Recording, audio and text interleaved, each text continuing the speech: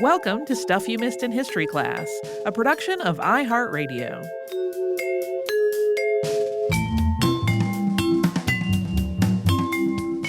Hello and welcome to the podcast. I'm Holly Fry. And I'm Tracy V. Wilson.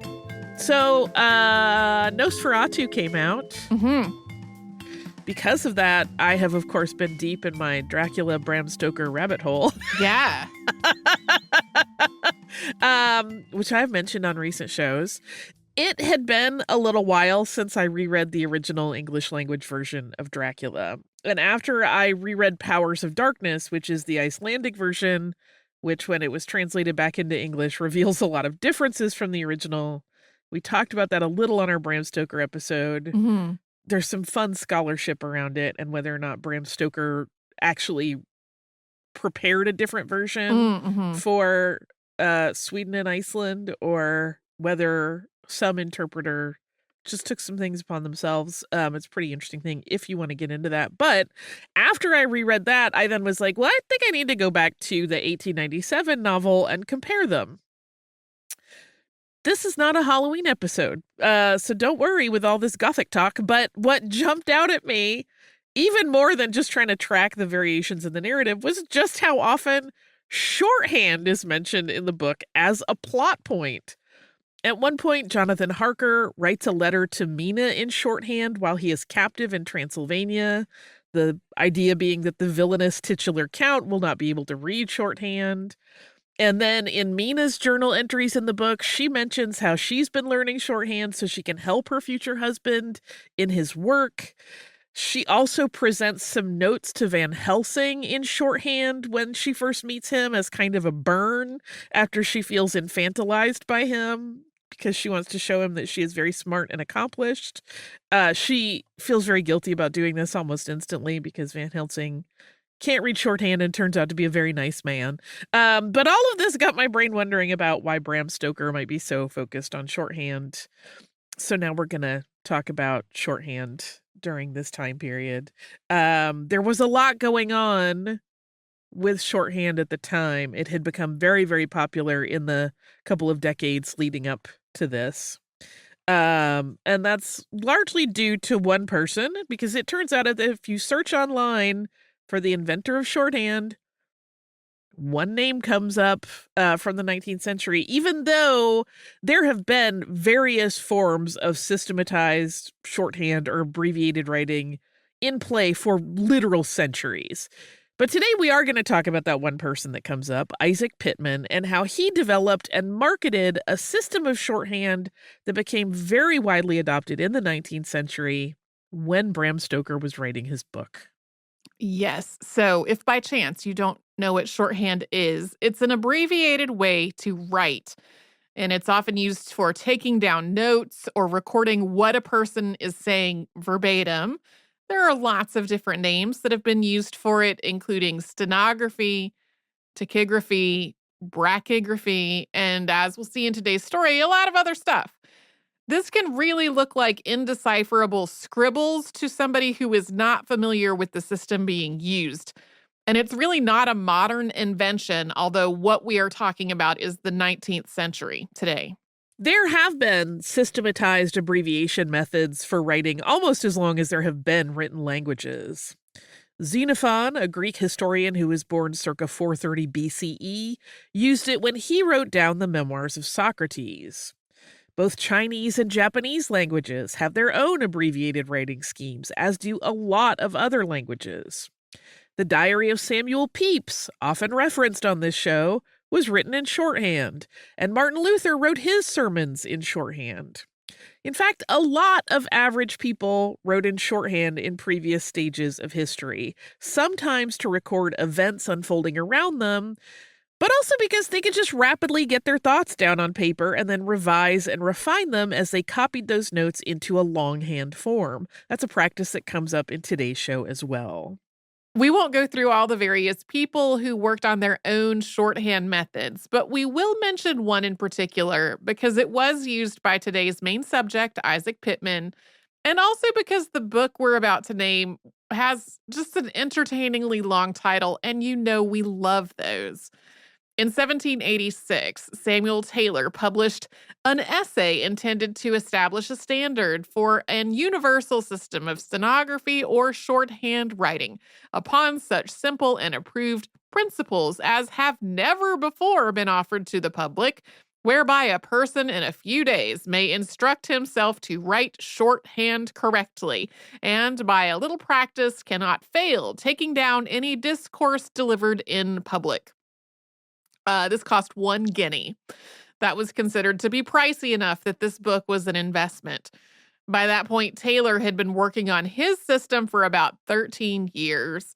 He had created simpler versions of 19 letters of the alphabet because his system did not need vowels in words that had more than one syllable. And this also eliminated any consonants that were deemed to be superfluous. Yeah, he was just like, hey, what about instead of you write an A, you do this little dash? It'll be fine. And that brings us to Isaac Pitman. He is the person who is invoked frequently as the inventor of shorthand, though that's obviously not really accurate.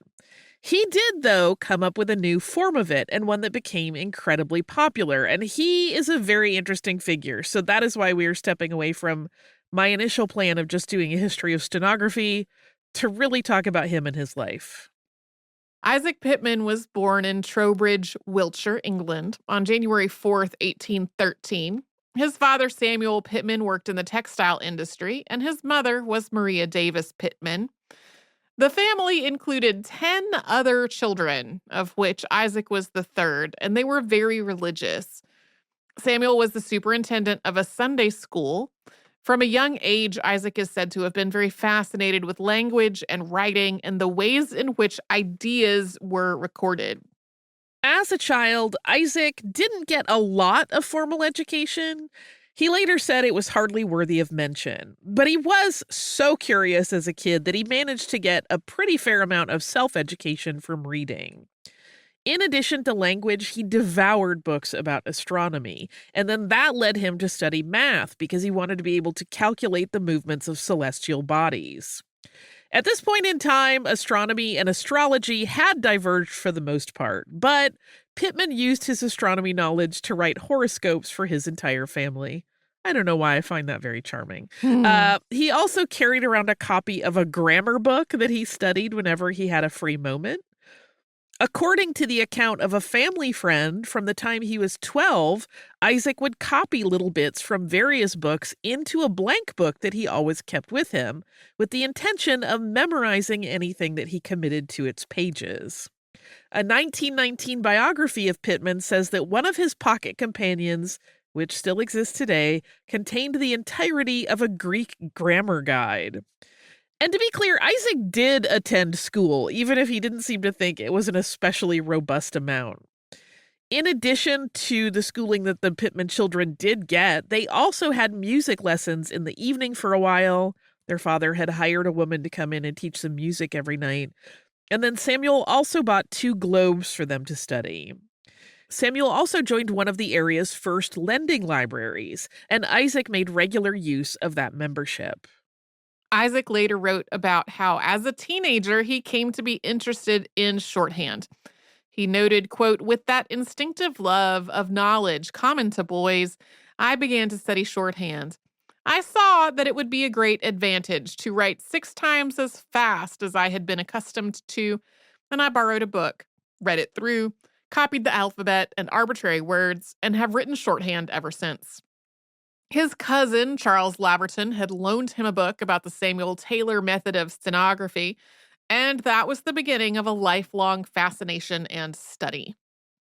Coming up, we're going to talk about Isaac's move into the workforce, but first we'll pause for a sponsor break.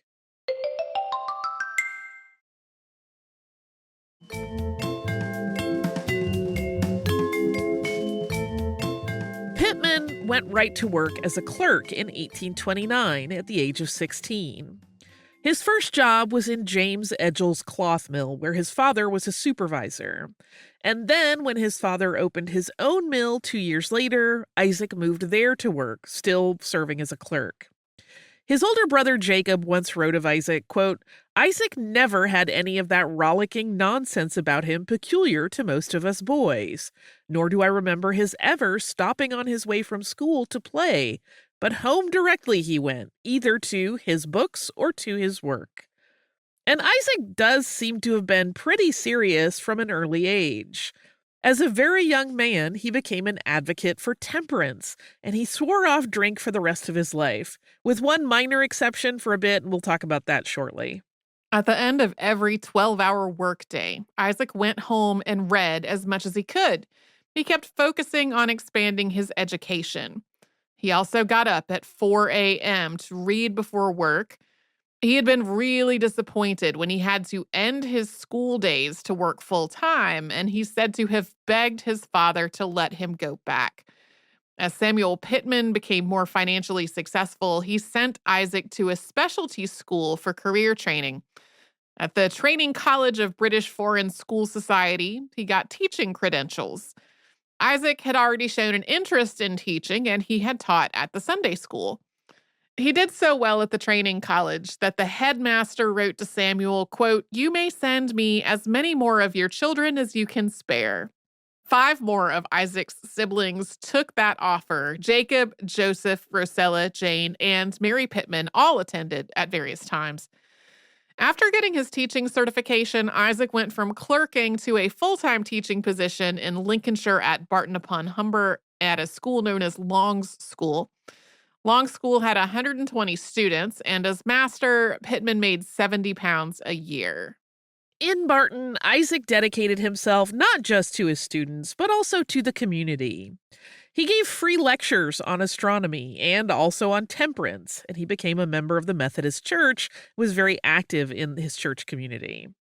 He also prepared and distributed a temperance pamphlet to everyone in town, which included the rhetoric, quote, "Ardent spirits, pure or mixed, are pronounced by the highest authorities in our land to be evil spirits. This is not generally believed. Faith is weak because knowledge is imperfect. Not till lately has the old-fashioned falsity been exploded that a comfortable glass does one good. Spirits and poisons are synonymous terms."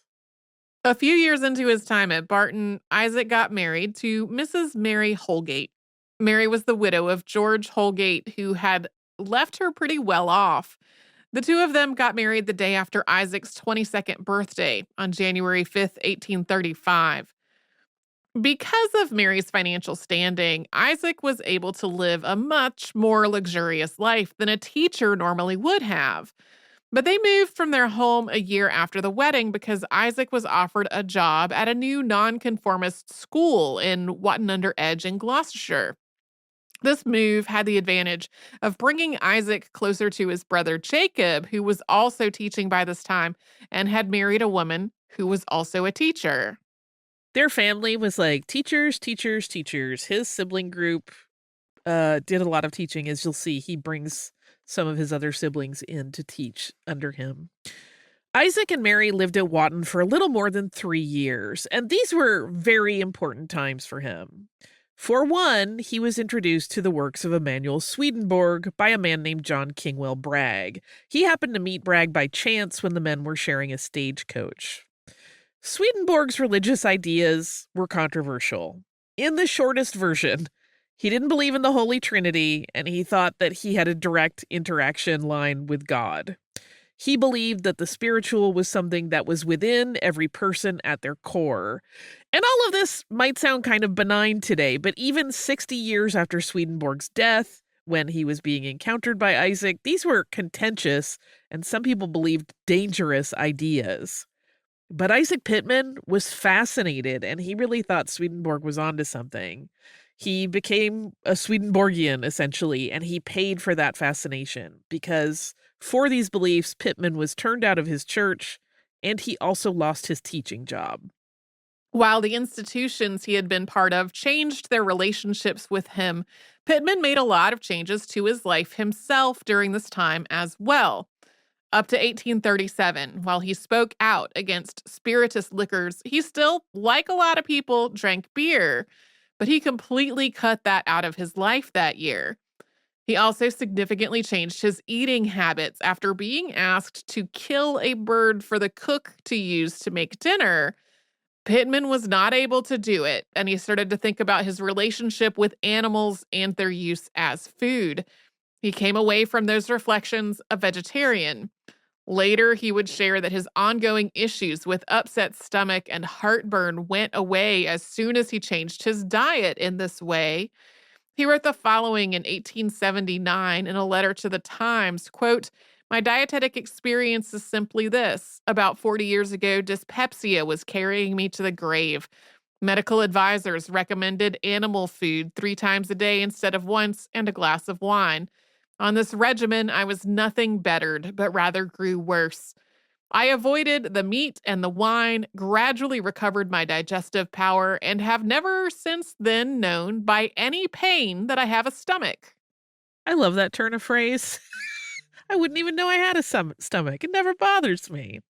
So, this is all a lot to go through, right? Losing your religious community, losing your job, changing your diet in a pretty significant way, particularly for the time, and then cutting out that last bit of alcohol. But Isaac was still a very young man.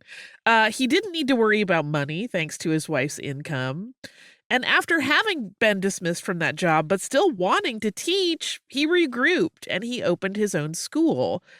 He put it on the same street as the school that had let him go. I don't know if that was just like the fortune of where he was able to get a lot, or if it literally was like a way to thumb his nose at them.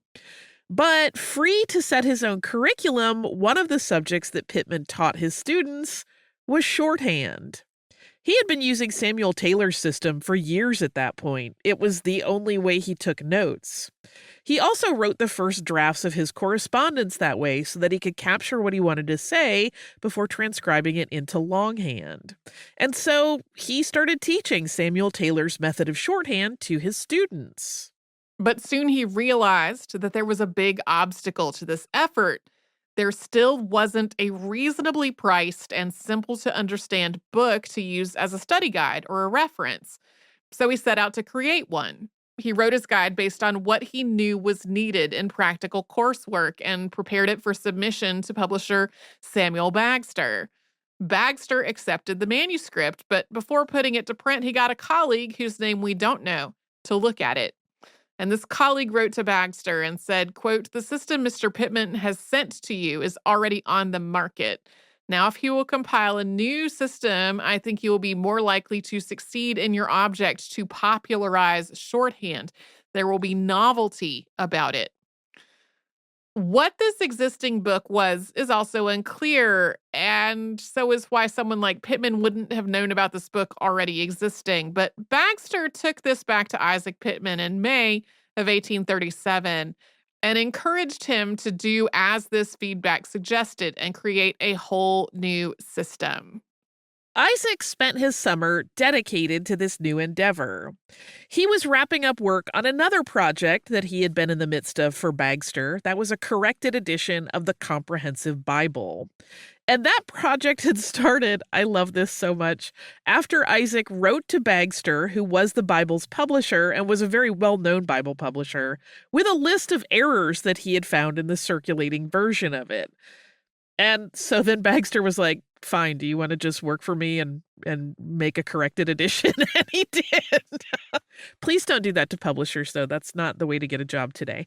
But with that Bible almost done, Isaac could focus on this new and apparently thrilling challenge of forming a shorthand system. Isaac's brother Ben later wrote, quote, "We talked of nothing else on our way to and from school and in our occasional morning walks, and intense was the joy of my brother at the completion of his long task, the Comprehensive Bible, and the opportunity it afforded him to give his time and thoughts, as well as his heart, to new ideas in the field of experiment and usefulness then opening up to him."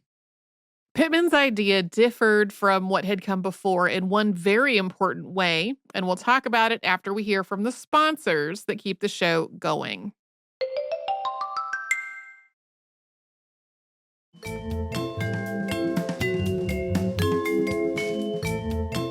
Isaac point, Pitman had the idea to develop a new system of shorthand that was based on sounds, representing words phonetically rather than just abbreviating the words and making simpler letters. He started with vowels because that seemed the most lacking in existing systems. You'll recall that Taylor often did away with them altogether. Pitman was really nervous about figuring out those vowels and creating a new approach to shorthand. But once he did, it was as if the whole system became almost obvious to him. He described this as follows, quote, "I saw the truth, practiced it, and it became delightful. In a few months, I got clear of the shallow waters and breakers of our present orthography and committed myself to the boundless deep of phonographic writing." So this new form that he came up with was tested in the classroom. Isaac's younger brothers taught at his school, and his brother Ben, who was only 15 at this point, learned the new shorthand and taught it to a class of a couple of dozen students to test it. Then the entire Pitman family learned it and started using it to continue to test its value. When Isaac had compiled his new system and written out a guide for it in manuscript form, he brought it to Bagster. Before 1837 was out, at the age of 24, Isaac had published Stenographic Soundhand. This was not a big, fancy publication scenario where Bagster handled everything. It sounds a lot more like kind of a DIY effort, with Pitman getting help to assemble the books after Bagster had the leaves printed.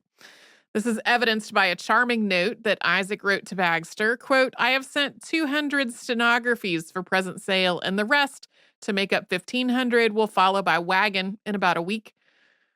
I think I shall want 1,500 for myself. Please let me know in a month or two how they sell. I must beg pardon for the manner of sewing in this 200. The next will be dark-colored thread and done properly. Also, the labels will be more neatly in the center. The stitching was done by the elder boys in my school who have learned the system. They are quite delighted to spend 2 or 3 days in this sort of half play. Since this first essay, we have had a lesson on the subject from a stationer." I love this so much. Yeah. That he had the kids at his school sew together his books. Yeah. And it was like, "You're doing it wrong. You're doing it wrong. Let me get a pro in here to tell you how to do it." Well, and this also highlights how, like, printing and bookbinding are 2 different things. Yes.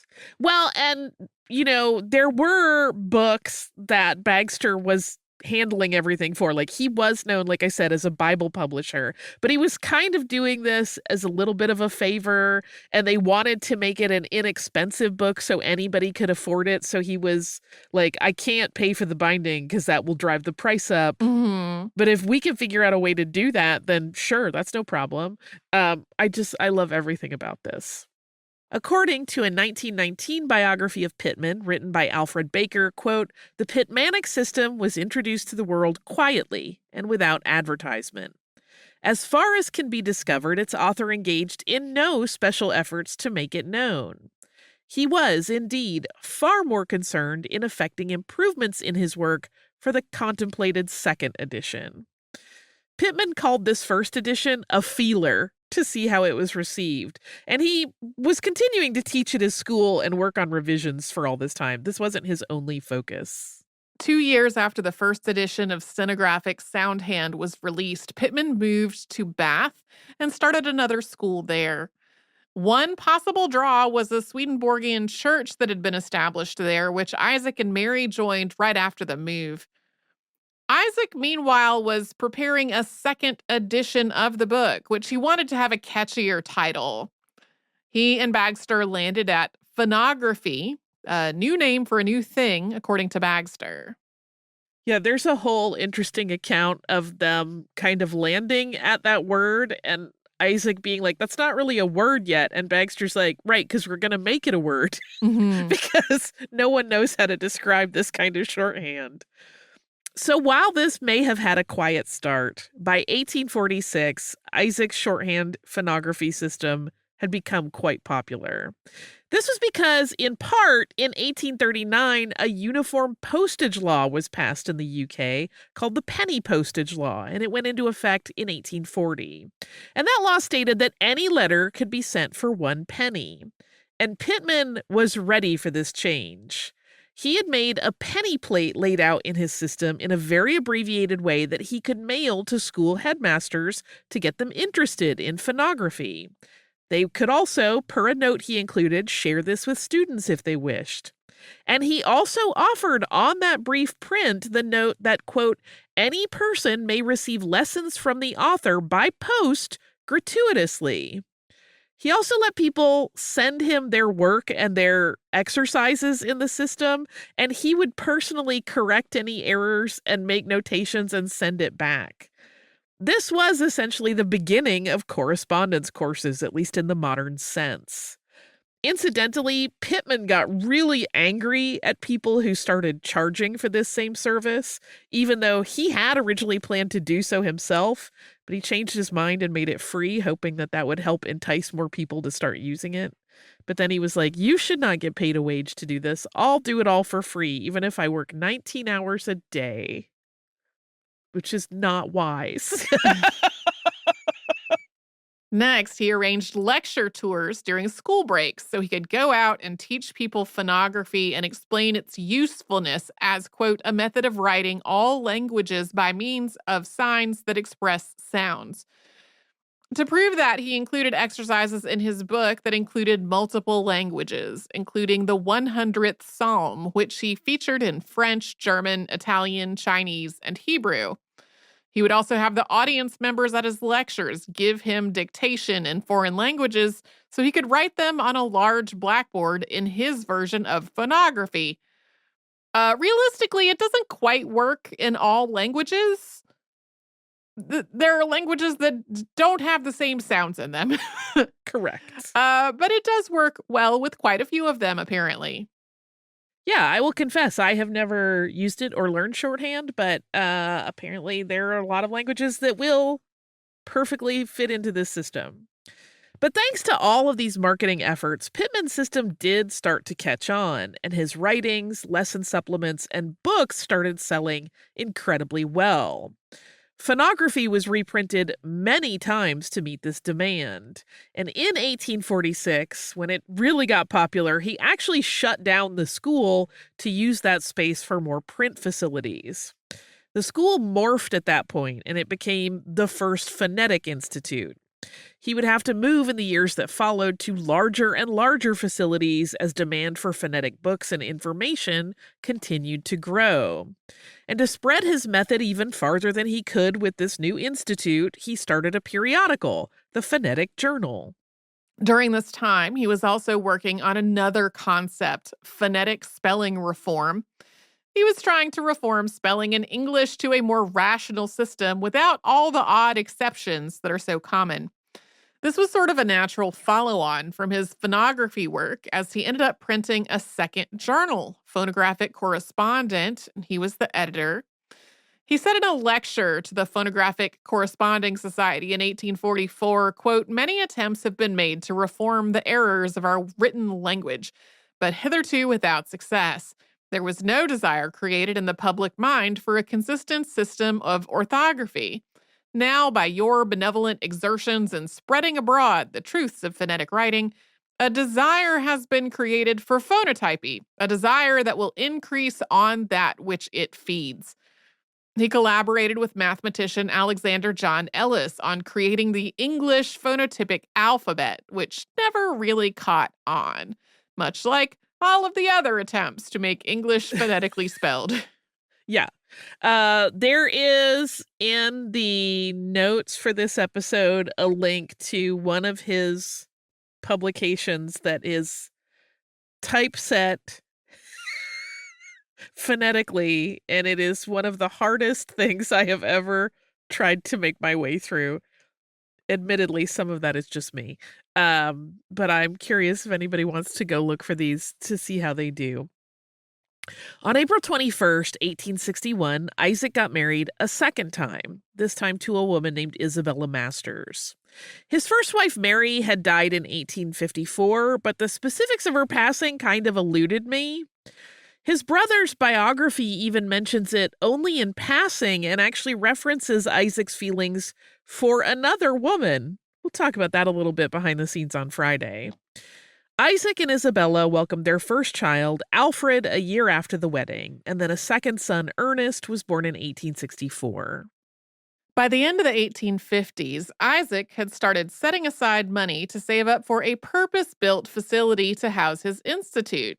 He eventually bought a block of buildings at auction in 1873 for this project.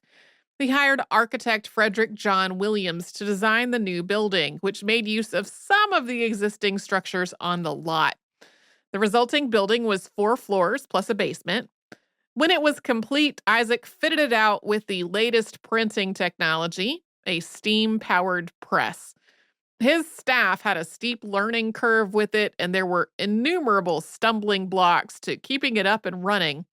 And then it was also so loud that a neighbor made a noise complaint. It turned out that running a press was really challenging.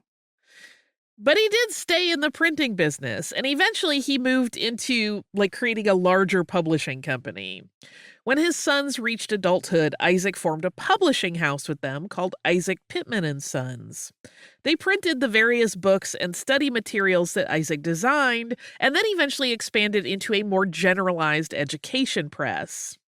That press continued into the 20th century, and then it was eventually purchased by another publisher in the 1980s, so it went on for a long time. Less than a decade after starting the publishing company with his sons, Isaac Pitman was knighted in 1894. 2 years after that, in the autumn of 1896, the papers reported that Sir Isaac was quite ill with a, quote, congestion of the lungs. He continued on for several months, sometimes rallying some energy, but mostly having to stay in bed. He was pragmatic about his health. He wrote to his brother, quote, I must expect a continual decrease of strength until the heart gives its last pulsation, and the angelic messengers who wait on the dying draw out the spiritual body from this one. Then I shall have a sound heart and get to work in my new sphere of life. His 85th birthday party was celebrated with his friends at home the following January. He was very weakened at this point, but he was still managing the details of his press from a wheelchair. He made all of the arrangements for his January publications before his death on January 22nd, 1897, at the age of 84. He had sent a note shortly before he passed to his minister, which read, quote, to those who ask how Isaac Pitman passed away, say, peacefully, and with no more concern than in passing from one room into another to take up some further employment. Many years after Isaac Pitman created his system, he gave a lecture in which he talked about the genesis of his method and his ongoing efforts to refine it through use, which included, quote, the shorthand alphabet given in the first edition of phonography contains the elements of the present matured system, but in several of its details it was imperfect because it proceeded from a finite mind. These imperfections were discovered by experience and removed. As a skillful anatomist can, from 3 or 4 bones, construct the entire skeleton of an animal, so from 3 or 4 shorthand signs or letters that have been acknowledged from the commencement of shorthand writing as the best for certain letters, we can construct a natural shorthand alphabet. Pitman shorthand lives on. It remains one of the 3 most popular shorthand systems in the world, alongside the Gregg method, which came up just a few decades after him, and the T-line methods. I found him to be such a fascinating creature. Mm-hmm. I have very joyous email to read. Oh, good. This is very, very joyous to me personally. So this is from our listener, Hannah, who writes, has nothing to do with history. Get ready. Hello. Following up on my email from quite a while ago, thank you so much to Holly for all the advice about Galaxy's Edge. Our original trip got postponed by quite a bit, but we finally made it to Disney this week and even got to do a full 5-day trip. We did rope drop early access hours. We were even the first in line to scan into the park, and we spent 12 full hours in Galaxy's Edge and cannot wait to go back again. It was the coolest experience ever. I could live there if they would let me. We were able to ride Rise of the Resistance 3 times. Truly the most amazing ride I have ever been on. Even ties with the Haunted Mansion for me. Hannah, we're neck and neck. We feel the same. Smuggler's Run was accepting parties of 2 in their single rider queue, and we walked on the ride 6 times in 1 hour. I got pilot once and crashed the Millennium Falcon. I'm so proud of you. Oga's Cantina was fantastic, and I want to recreate their cocktails at home now. Ronto Roasters in Docking Bay were so delicious, and I had to exercise so much self-control to not buy all of the merch. Thank you again for all your advice, and I hope you get to go to Galaxy's Edge again soon, too, Hannah. And then Hannah sent pictures of their trip, and they look so delighted and joyous, and it makes my heart so happy. I'm actually going to Galaxy's Edge in a couple of days with my best friend because I'm spoiled. As Tracy knows, sometimes I work from Galaxy's Edge. Mhm. Sometimes I just decide I'm going to work from Galaxy's Edge tomorrow, and we're close enough. It's a 45-minute flight. I can go down there, bring my laptop, sit in Ronto Roasters, and type while I eat delicious things. It's a great way to live. That is thanks to many cajillion business trips giving me all of the sky miles on Earth. I can just be like, I'm going, goodbye. I hope everybody gets to do things like that delight them. Thank you so much for sharing all of that with me, Hannah. It made me so happy and made my heart very joyous to know that you had a time as good as I hoped for you. So I hope you get to go back again. I too would love to live there. If you would like to write to us about your vacations, historical or Star Wars or otherwise, you can do so at historypodcast@iheartradio.com. You can also subscribe to the show. It's so easy. You can do it in the iHeartRadio app or anywhere you listen to your favorite shows.